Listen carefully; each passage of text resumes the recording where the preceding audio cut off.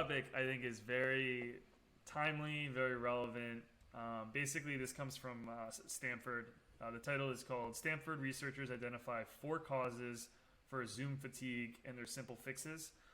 Zoom fatigue you could basically apply to any video chat fatigue. Yeah. You know, obviously the world has moved fully remote, fully digital. No surprise here that there's negative repercussions from sitting down and staring at a screen all day. So a little bit to me when I first saw this was obviously, but I actually think the breakdown is very thoughtful. So Mustafa, what do you think? So this was done by Stanford University or Stanford College, depending on which country. Again, you say potato, I say tomato. And so they did the study just to figure out what Zoom exhaustion is, or basically video conferencing exhaustion, because people for the last year who've been working from home have talked about being really tired. And there's an element of guilt attributed to that, because like we're working from home and we're like, well, surely we shouldn't be tired, but is this an excuse? Like what's going on here? So they looked to explore what's going on, and they found like 4 reasons as to what this fatigue is causing this. And so like reason number 1, excessive amount of close up eye contact is highly intensive. So if you're continuously staring at people like face to face and you're trying to make eye contact, in the real world we take breaks, unless you're in love with someone, you just continue to stare at them, or if you're being a bit weird. But like in the real world, you do like naturally move away and sort of remove that. But if you start moving your eye contact away from the camera, you just think, oh my god, that's really rude. This person is just like looking, oh, this conversation is boring. So because of the intensity, that's going to tire you out over time, and you're constantly doing this throughout the course of the day.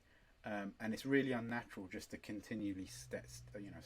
And we all do this. Like we always nod. Just again, it's like trying to create these new social cues to encourage the person, to make them feel like, yeah, I am listening, I'm looking, and you look into the camera, even though the camera is not often like lined up with the screen, and it's a bit weird. The second reason is seeing yourself constantly is quite like tiring.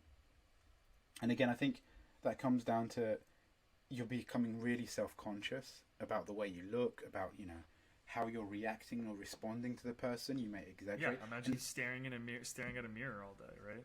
Yeah, I do that anyway, but because I'm so vain. But yeah, no, I mean, we all doing this, right? I mean, and that cognitive load is like constantly checking yourself, and making you self-conscious, and at the same time you're trying to concentrate on what's going on in the meeting, which may be some really impactful, important decisions which are being made, and so the overload on the brain is going to be intense naturally. The third thing that they bring up is video chats will reduce your mobility. And so a friend of mine who's been on Twitter, Todd Motto, he's like an popular engineer. He's been going on how he's lost like so much weight over lockdown, because he saw pictures of himself going into lockdown, and then he's like, nah, this is not how I want to be. And so he started exercising, doing mud runs, as he calls them, basically in the countryside, running on mud in the middle of the night.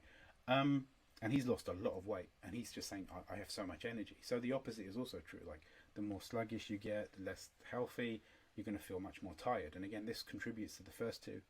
I mean, I'm just rattling through these. I mean, have you got anything to add to any of this? No, I mean, I think we should identify the problems. So far, the first 3. We'll tie it up real quick. The fourth one's the cognitive load. Yeah. Is much higher in video chats.